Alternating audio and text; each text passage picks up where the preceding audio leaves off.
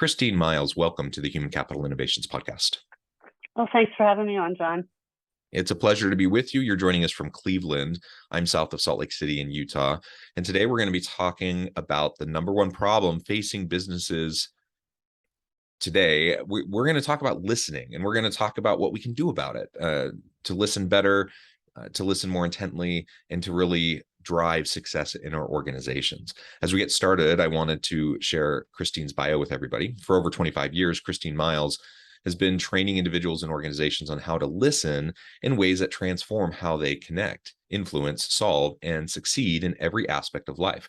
Through her company, Equipped, she teaches organizations how to harness emotional intelligence to improve business outcomes using the listening path, a proven system on listening to understand. The listening path empowers organizations to create cultures of empathy and understanding that drive performance and results. The listening path has been taught and implemented at Fortune 100 companies, universities, law firms, and privately held companies nationwide. Pleasure to have you. Anything else you would like to add by way of your background or personal context before we dive on in? Just that, I guess for me, the reason I started doing this work when I was 5, just because I learned to listen differently as a kid because of my upbringing. But one of the reasons I do the work is that the only reason I've succeeded in anything in my life is because I've had the skill of listening differently, because I learned it so young. And it's also the reason that I've seen people struggle or even fail, businesses fail, leadership fail, because we're told to listen and not taught. So just with that preface, I think it's just something that's not been attended to. And I love the fact that I get to help people pay attention to this so that they can very quickly move the needle. Yeah, thank you. And I do think people can move the needle pretty quickly. I often talk with guests on this show about building foundations of trust. And I know no better way to start that process of building foundations of trust than just truly being with the person sitting in front of you and intently listening with no agenda, just to understand. And as we do that, and the other person feels seen and heard, they feel valued, and it can build from there. And so what I also see too, like you said, I see it all the time. I see it in organizations. I mean, it's a common human problem, I suppose.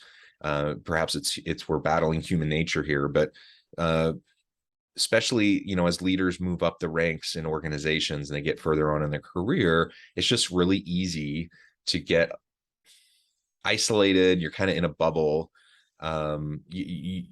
Not everyone, but a lot of leaders fall into the trap of drinking their own Kool-Aid and kind of believing, that they have these special powers of discernment and, abilities above and beyond the average person.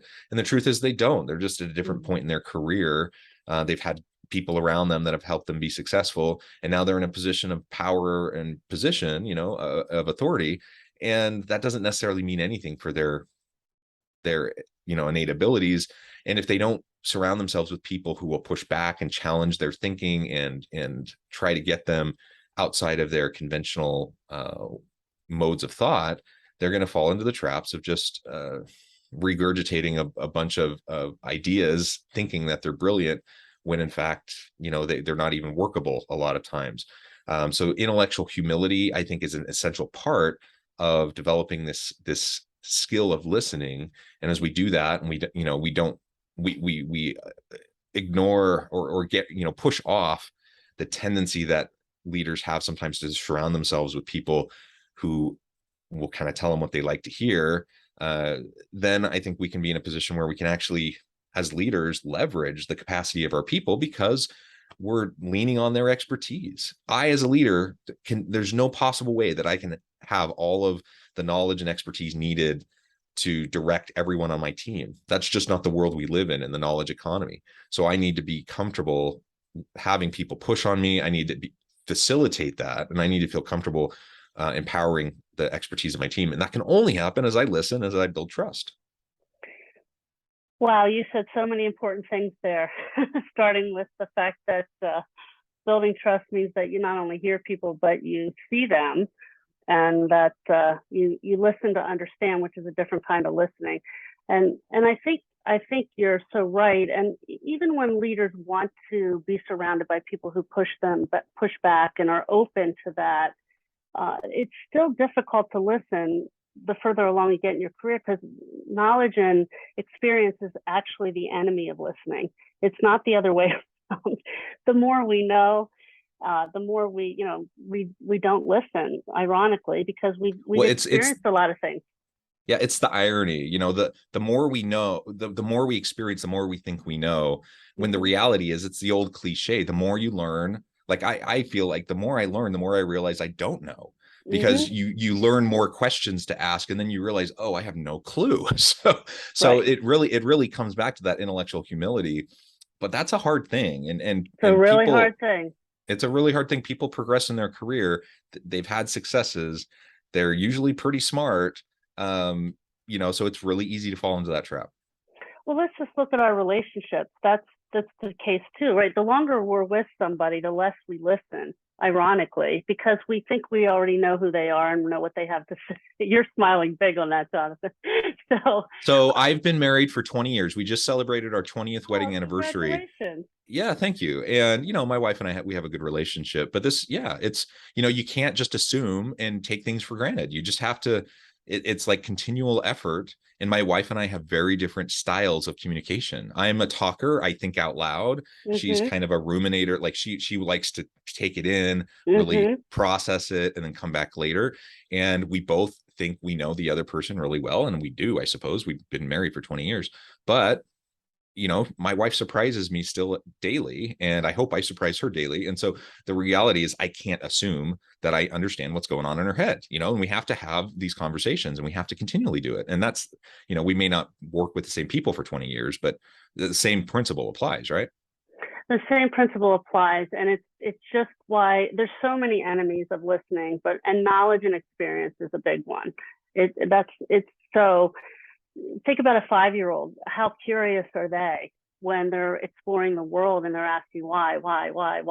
Because they don't have the answers. So the more we experience something, the less curious we become. It is counterintuitive. And I think what you said so important is that as we go longer into our careers and we get the roles of leadership, it's actually the percentage of listening should go up, not down. It's as much as 80% of time is spent listening, so that you can uncover the insights from your team that's out there collecting the information, so that you can really come to the best decisions.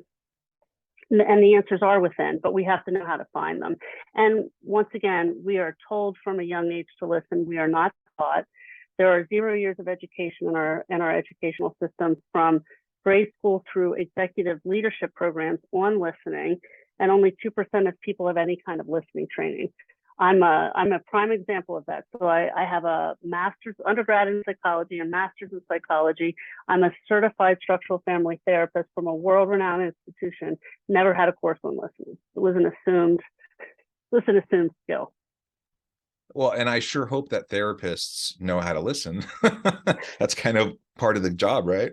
Well, it is. And so, and certainly, depending on the program, there's different aspects, but it was interesting. We were at a client not that long ago, and I asked people, how many of you have had listening training? And when it comes back to it, it's maybe a few hours or a half a day, if that.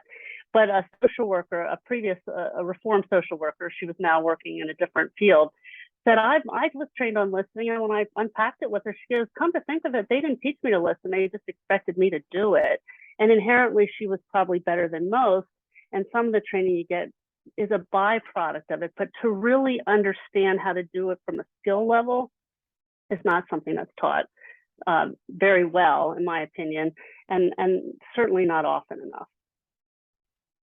Yeah, and I mentioned in your bio, as I was reading that, there's different really positive things that come from listening. It transforms how we connect with other people. It increases our level of influence. It allows us to develop empathy, which is an essential leadership competency and capability in the modern world. And so I think the benefits are clear. And I think most people would say, yeah, I need to listen, and it's important for leaders to listen.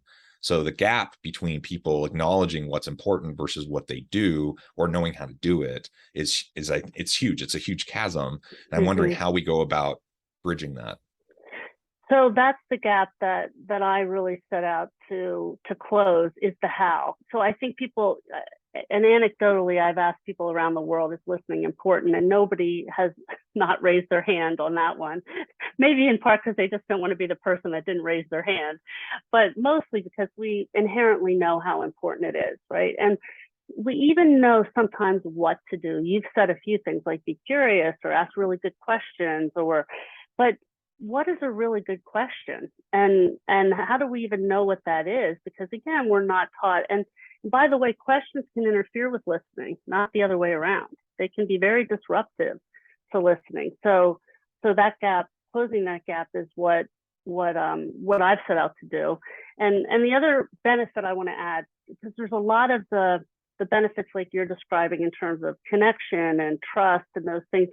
And while they're very results oriented, they also can feel intangible to a lot of people because we're not all wired to see those as the first step towards the tangible result. So just for your listeners, one of the biggest things that listening does is it helps you solve problems. And it helps you solve them more quickly, more efficiently, and most importantly, that you solve the right problem and not just a problem. So the more aware you are of what it means to really listen differently, the more you're aware that there's a lot of problems that are being solved that aren't the right problem. Yeah, the statistics get thrown around about change initiatives, for example, and how often they fail. Common percentages are 70-80+% of change initiatives fail. And why is that?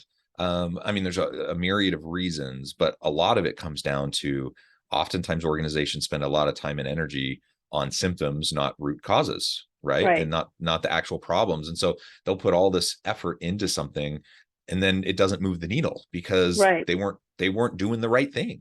And so how do you uncover that? It takes time, and it takes, in some cases, it takes a really decent amount of effort to dig down and continue to never assume that we've reached the root, but to keep asking that, so what, now what kind of questions, to dig deeper. That's honestly not how the business world tends to work. Like, we want to drive solutions quickly. And so what ends up happening is, instead of taking that systematic, holistic approach to trying to really understand the problem, we just jump to solution. And we jump to solution that turns out to be the wrong solution. It doesn't actually solve anything. And so that's one of the major reasons why change initiatives so often fail. So how do we battle that? We listen more. We talk to more people. We pay attention. You can do things like surveys and focus groups and all sorts of things, but you need to listen and you need to pay attention to what you're hearing from people and not just try to assert your agenda.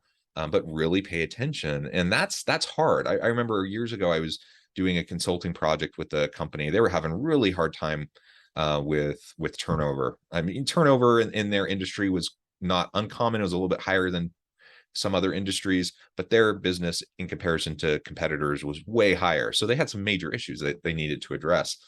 And so I was sitting down with the executive team. We're talking about what some of our approaches could be as we're trying to really understand what's going on here.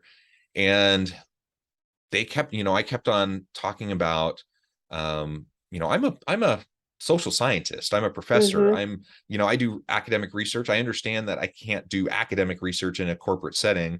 I understand that, their patience for like the level of what I would like to do, may not be the same as what I would do in an academic setting. So I get that, but they kept on pushing and pushing. And I'm like, no, garbage data in, garbage results out. Like we got to find the real problems.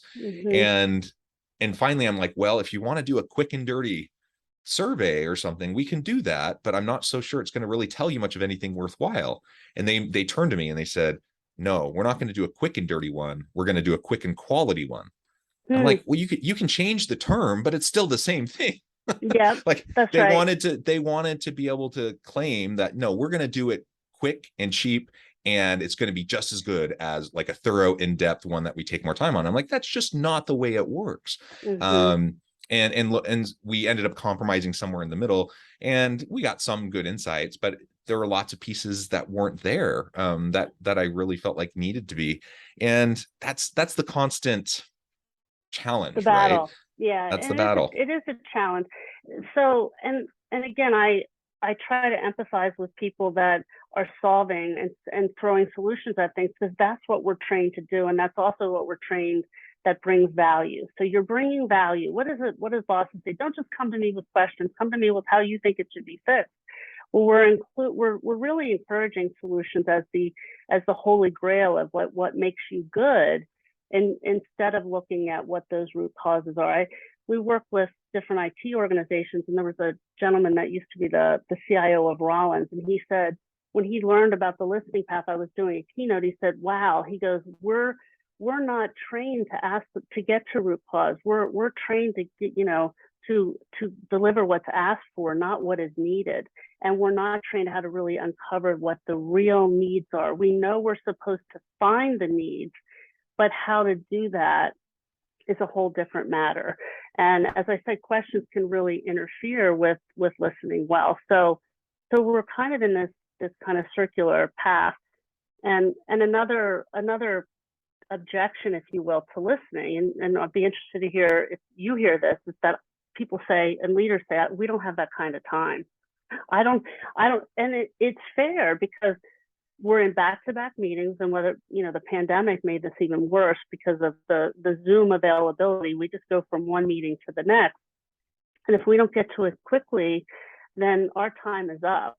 And so that's also one of the fears, is if this is going to take too long. So that's also why we rush to solutions. So I call it a slow down to speed up. You slow down a little bit on the front end to get to the right solution much faster. And I believe, and I think we've proven that the way we're transforming listening means that you not only get more effective at it, but you get more efficient at it. You can get to those things much more quickly if you're shown how. Like I always say, I can throw a football, and so can Tom Brady, but he probably does a little bit better than me. So show me how you do that. Well, he has both the proficiency and the efficiency in his abilities. So that's what we focus on, is creating proficiency and efficiency. Yeah, it made me think of an organization I was doing some work with a few years back, and they had a new CEO. So the CEO did what many new executives will do, and they'll go in and they'll do a listening tour, and that's what she called it, a listening tour. They sure do. And in principle, like, yeah, I love the idea. Go around, talk to people, get the lay of the land, understand what's happening. The problem was, in this situation, as I've seen it in many, many other situations, is there wasn't actually much listening going on at all. It was all a facade. And so Right. it was kind of this performative thing that they would go around. They got to meet people and learn a little bit about the organization. But it had more to do with them sharing their vision moving forward than trying to listen and learn about what's been working, what hasn't been working in the organization leading up to that point. And so most people got jaded and frustrated by that, and they experience that, and they're just like, well, now we see, what kind of person we're working with, and we'll do the best we can to navigate, this kind of a situation. And so just because we put the words on it doesn't, our actions speak louder than words, I guess is what I'm saying. The words themselves don't matter. And so I can call it a listening tour all I want, but then I actually have to go listen. I actually have to go pay close attention and be willing to, disrupt my preconceived notions.